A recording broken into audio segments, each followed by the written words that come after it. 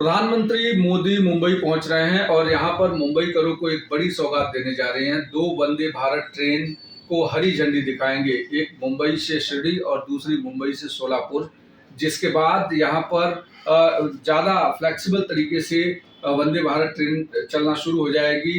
साथ ही साथ एक बोहरा समाज के कार्यक्रम में भी हिस्सा लेंगे। 2 बार 1 महीने के भीतर प्रधानमंत्री मुंबई पहुंच रहे हैं। इस पर बातचीत करने के लिए हमारे साथ समाजवादी पार्टी के प्रदेश अध्यक्ष अबू आजमी हैं। अबू भाई, प्रधानमंत्री 1 महीने के भीतर दूसरी बार आ रहा है और मुंबईकरों को लगातार सौगात दे रहे हैं। नहीं, मुझे बहुत खुशी है। मैं प्रधानमंत्री जी का बहुत दिल की गहराई से स्वागत करूंगा। लेकिन मुझे एक बात समझ नहीं आती, पिछले 2.5 साल तक महाविकास की अघाड़ी की सरकार रही, प्रधानमंत्री जी ने एक बार मुंबई में झांकाने आए नहीं। प्रधानमंत्री जी पूरे देश के प्रधानमंत्री जी हैं, सिर्फ दिल्ली में बैठकर प्रधानमंत्री नहीं, जहाँ बीजेपी की सरकार हो या ना हो, किसकी सरकार भी हो, कश्मीर से कन्याकुमारी तक प्रधानमंत्री जी का पूरा जो है वर्चस्व है। अब प्रधानमंत्री जी आ रहे हैं, मैं उनसे पूछना चाहता हूँ, प्रधानमंत्री जी क्या देंगे हम लोगों को? आप यहाँ से वंदे भारत जो ट्रेन शुरू कर रहे हैं, यहाँ से एक ट्रेन जा रही है शिरडी, दूसरी ट्रेन सोलापुर। प्रधानमंत्री जी गुजरात से एमपी नहीं है, मेरे बनारस से एमपी है। गंगा मैया ने उनको बुलाया था। उस गंगा मैया के प्रदेश में ट्रेन बहुत कम चल रही है, छुट्टियाँ आ रही हैं।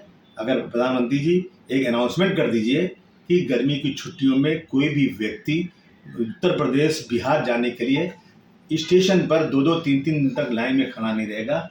बिना रिजर्वेशन के जाने के लिए हज़ारों की लाइनें लगती रहती हैं। और प्रधानमंत्री के उत्तर प्रदेश में जहाँ के वो हैं, वहाँ के लोगों के लिए एक अनाउंस कर दीजिए कि जिस तरह से मुंबई से साउथ बॉम्बे, साउथ इंडिया में ट्रेनें जाती हैं, दिल्ली ट्रेनें आती हैं, इससे ज़्यादा ट्रेनें मेरे प्रधानमंत्री जी जहाँ से चुनकर आए हैं उस उत्तर प्रदेश और बिहार में इसी तरह से ट्रेनें जाएंगी और छुट्टियों में किसी को परेशानी नहीं होगी।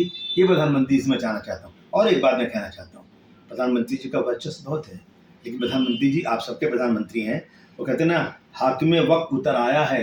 एक मैं शेर उनको और सुनाना चाहता हूँ, हाकिमे वक्त उतर आया है अदाकारी पर, लोग मजबूर हैं जालिम की तरफदारी पर। आप बताइए कि आप ही की पार्टी के लोग सबको मिला करके एक सकल हिंदू समाज, यानी संपूर्ण हिंदू समाज, मुंबई के अंदर एक जो है रैली निकालते हैं। उस रैली को जो है पूरे मुंबई में एक नफरत वाली बात, मुझे बताइए कि ये रैली किस लिए निकल रही है? मुसलमान 13% है यहाँ पे, और ये जो है किसके खिलाफ निकल रही है? जब प्रधानमंत्री जी की सरकार भी चल रही है, प्रधानमंत्री जी पूरे देश में उनका वर्चस्व भी है, तो यहाँ पर जो है इस तरह की रैली निकालकर आपस में नफरत फैलाने का काम प्रधानमंत्री जी बंद करवा दीजिए। 13% मुसलमान हैं, 35% जेलों में हैं, और जो उनको मिलती थी कुछ बच्चों को प्री मैट्रिक स्कॉलरशिप मिलती थी, वो भी बंद करवा दिया गया। रोजाना उनके खिलाफ नफरत हो रही है।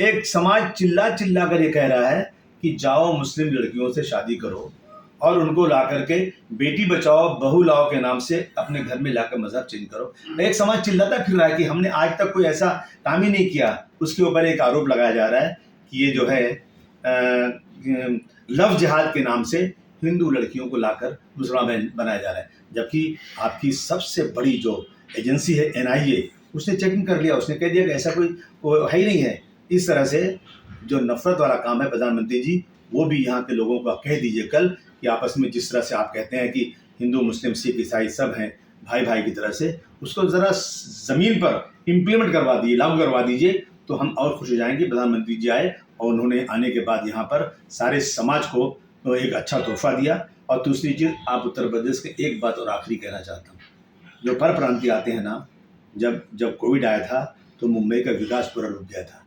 उत्तर प्रदेश और बिहार के लोग यहाँ आकर बहुत काम करते हैं। आप एक अनाउंसमेंट कर दीजिए कि उन लोगों को के लिए यहाँ पर सस्ती हाउसिंग बनेगी और उनको सस्ते किराए पर घर मिलेगा, ताकि वो लोग आकर जो अपने बाल बच्चों को छोड़कर मुंबई की महाराष्ट्र के विकास के लिए काम करते हैं, 2-2 साल तक गाँव नहीं जाते, फुटपाथ पर सोते हैं, कम से कम प्रधानमंत्री जी के राज में उनको छोटा सा घर कम किराए पर मिल जाए। ये प्रधानमंत्री जी कर देंगे तो मैं समझता हूँ बहुत बड़ा काम होगा। एक चीज़ और रह गई है, स्लम। प्रधानमंत्री ने कहा था 2022 तक देश में सबको घर मिल जाएगा।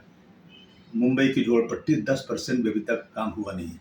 2024 का इलेक्शन आ रहा है, उसके पहले अनाउंस कर दीजिए, कल बुलाकर चीफ मिनिस्टर को और बुलाकर डिप्टी चीफ मिनिस्टर को ये कह दीजिए कि 2024 के इलेक्शन के पहले पहले सारे स्लम के लोगों को जो है उनको डेवलपमेंट हो जाएगा, उनको घर मिल जाएंगे। तो मैं समझूंगा कि प्रधानमंत्री जी आना आपका बहुत ज़्यादा फायदेमंद हुआ। प्रधानमंत्री आज संसद में अपना भाषण दे रहे थे, राष्ट्रपति के भाषण पर अपना धन्यवाद दे रहे थे। उस दौरान उन्होंने एक शायरी कही, विपक्ष लगातार हंगामे कर रहा था, तो शायरी उन्होंने कही कि जो है आपके हाथ में कीचड़ है, आपके हाथ में, मतलब विपक्ष के हाथ में कीचड़ है, उनके हाथ में गुलाल है, और जिसके पास जो था वो उन्होंने उछाल दिया है। तो इस तरीके की शायरी करके कहीं न कहीं विपक्ष के ऊपर प्रधानमंत्री ने एक तीखा हमला बोला है। विपक्ष, प्रधानमंत्री जी, विपक्ष तो इसीलिए बनाया जाता है ना कि सरकार को जगाता रहे, और अगर विपक्ष कोई कुछ बोलता है तो उसको बहुत ही खुशी के साथ कबूल करना चाहिए और उसका बिल्कुल से हंसते हुए जवाब देना चाहिए। मैं समझता हूँ कि विपक्ष है ही कहाँ है, बहुत कम है। आप तो, आपका पूरे देश में आपका वर्चस्व चल रहा है, लोगों की बातें सुनिए और लोगों की जो तकलीफें हैं, प्रॉब्लम्स हैं, और अदानी को बहुत बना दिया आपने। अगर बेचारा कोई आदमी पैसा घर में रखेगा ना, तो पैसा तो घर में रखना अलाउ नहीं है, कैश दे नहीं सकता, सब बैंक से डीलिंग करो। अब अगर अदानी जी का दिवालियापन सामने आ गया तो जो बैंकों में पैसे लोगों को होंगे वो पैसे नहीं मिलेंगे, बैंक जब दिवालिया हो जाएगा तो इन चीज़ों पे ज़रा सुन करके सिर्फ और सिर्फ भाषण नहीं बल्कि लोगों की तकलीफ़ों का कुछ न कुछ उसका हला भला होना चाहिए। चारों तरफ ये शोर मच रहा है, एक लेमैन जो कुछ जानता नहीं वो भी कह रहा है कि अदानी जी डूबे तो हम बर्बाद हो जाएंगे।